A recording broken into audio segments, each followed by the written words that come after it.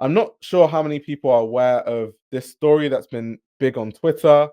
But Anok Yai basically had a story of like bad treatment from a photographer. And the reason I wanted to cover it is because this is kind of indicative of what does happen in the industry. And as much as I love this industry, I think it's very important sometimes to share some of these crazy, really problematic stories, because I think people should be held accountable for really, really bad behavior. And then also, I just don't like a situation where we're cultivating this sort of behavior in the fashion industry, which is why I almost feel compelled to cover stories like this. Who wants to hear a story? She said, I remember in 2019 being called a cockroach by a photographer. It was from this brand that I used to always work with. I didn't speak their language and they didn't speak mine, but regardless, we were on set shooting look after look. There were days I shot 60 plus looks. On the second to last day, the makeup artist starts powdering my face, and the photographer puts his camera down and yells, Lotion la cucaracha, which for people that don't know, that means lotion the cockroach. Then she said, everyone on set starts smiling and laughing. I can't react the way I want to react because at the end of the day, I'm young, I'm alone, I'm black. Anything that I do will affect me, my family, and other black models. The next morning, I refuse to go on set if the photographer is still there.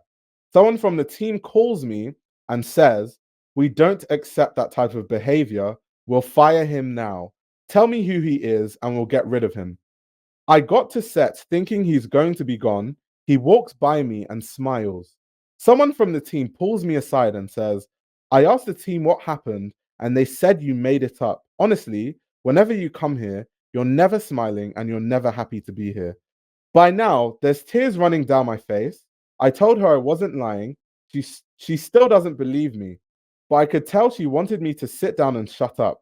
So I forced them to call my car to the airport and pay my full rate regardless. I remember wanting to come out with the story to magazines, but I was told, think about what it would do to your career. That was my first and not only time being blacklisted. I'm sure they thought I wasn't strong enough to stand. But anyways, and then the last post, it says like, hi bitch, and then she atted Zara, and then she said, remember me. But yeah, why I really wanted to cover this story is sometimes, and I don't know why fashion cultivates these kind of people, and I don't know why fashion promotes these kind of people, but this whole thing of, being mean just for the sake of being mean for no other reason, like, I don't know what kind of person you have to be for it to be in your vocabulary to literally decide to call another human being a cockroach. Like, what kind of human being even thinks of stuff like that to just say unprovoked to not only someone, you shouldn't even be saying that to anyone, but a fellow work colleague? This is a model that you're working with. It's so unprofessional. And it's like a lot of fashion is like that. And this is exactly what I mean sometimes when I say that I love fashion and I love clothes, but the people in the fashion industry sometimes make it really insufferable for me, which is why I prefer to just do my own thing and stay away from shows when I can and stay away from events full of these people when I can and just like stay in my house and live stream and talk about the fashion rather than have to deal with all these people that call people cockroaches unprovoked and do all this like mean stuff, and people start giggling and laughing and think it's funny. Um, and that's insane. And I think based on the fact that there's a timeline to when the shoot happened, and the fact that apparently I was reading somewhere that Anok Yai hasn't done too many Zara campaigns, and considering it was in 2019, they might be able to find who this photographer is. But I hope if they find this photographer, people stop working with this photographer, because what kind of human just goes around calling other work colleagues cockroaches? Like, what kind of like terrible behavior is that? Like, quite literally, what kind of behavior is that? So it's just something I wanted to talk about, because I don't know why in fashion people just have these insane power trips. They just, I don't know, it just, fashion gets to their head and they just start saying any old rubbish. And I know exactly what Anok must have been going through, because I've literally experienced many similar things working at many different brands, and it's just insane. Didn't Zara get into that one controversy with the black boy in the hoodie, or was it another company? I think that was H&M, but I could be wrong. It was either Zara or H&M, but I can't remember. Rachel says there is some horrific and very public racism I've witnessed in Southern Europe. Shocking in Spain, Italy, and Greece. Being mean in front of people tells people who's in charge. What kind of like? I know the nectarine man. I know what you mean in terms of like that's the mentality they have, but I still don't understand it. Why do you have to lead by being mean? What kind of leadership is that? I don't understand that. Why can't you just create a good environment? And why do people even need to know who's in charge? When people are being paid, people are going to listen to the people that are paying them anyway. And people are going to listen to the people that are, very instrumental to the job. People are not just going to ignore the photographer. A model is not going to ignore a photographer's instructions on a shoot. I've worked in the industry for a very long time. I don't think I've ever seen that happen. So the act of being mean is so unnecessary when it's not like the model is going to just ignore your instructions on posing and stuff like that. I would have said Annie Leibovitz, but I don't think Zara can afford her. Some people are poor slash insecure leaders. So many people, it would shock you. Yeah, it's weird though. It's very very strange. I personally, maybe I have the wrong mentality, but I think people would actually respect you more if you're nice. I think the best way to get people to do what you want them to do, especially in a work environment, is to treat them well. I think if you treat people really well, then they will be happy to, walk through a building for you because they know that you would do the same for them. That's how you lead. You don't lead by calling people cockroaches and being mean. That's not the way you lead. But maybe I just have the wrong idea on leadership. Who knows? Maybe I have maybe I have the wrong understanding of how you're supposed to lead. If I had like a company and I had employees, the last thing I'll be doing is calling them names and stuff. It's nice to be important, but it's important to be nice. I totally agree with that. Yeah, respect works in the long run.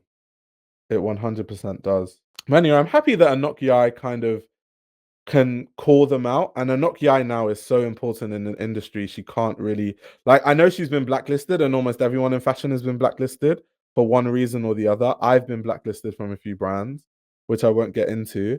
Um, but it's just yeah, because people just want to be mean and get away with it. And the moment um, you know, you actually hold them accountable for just being unnecessarily mean, they blacklist you and act like you're the problem. That's a very fashion thing. Alexander McQueen was famously quite cruel. Fashion breeds geniuses who can be very nasty. Yeah, Alexander McQueen was a bit of a prick at times. That is very true. Um, he has been a prick, especially when, because Alexander McQueen, obviously, there was a time when he was doing a lot of drugs to stay awake and like to work. And there was a time when he definitely used to overwork staff and like treat them really badly and say really mean things as well. I can imagine if you're working for him at that time, it wouldn't have been the most amazing experience. And I don't think that kind of behavior is excusable under any circumstance. Of course, I love McQueen as a designer, but it doesn't mean that every single aspect of McQueen, the person, is like fantastic. And he was an amazing, perfect person every second of his life. That's definitely not the case. You Woman You says true, but I think it's about power and fear, though it's not about having respect in my mind.